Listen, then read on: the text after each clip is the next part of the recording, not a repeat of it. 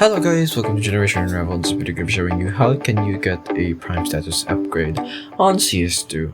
Well, this is not a free thing. What you can do is head over to Steam and head over to CS2, where you will find Counter-Strike, search up Counter-Strike 2.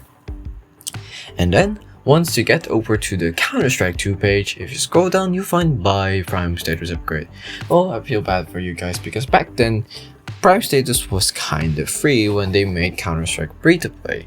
You just need to reach a certain level, but now you really need to buy it. And what you can do is head over to view my wallet and add some funds.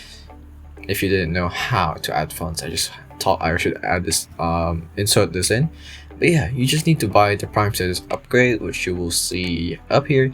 Don't mind my review, that is just me trolling. I like the game, I love the game, this is my life. That's it, that's how you get prime status upgrade in CS2 and get all those amazing rewards. After this video, I hope you like, comment, subscribe for video. This is Generation Unravel. See you next one. Bye bye.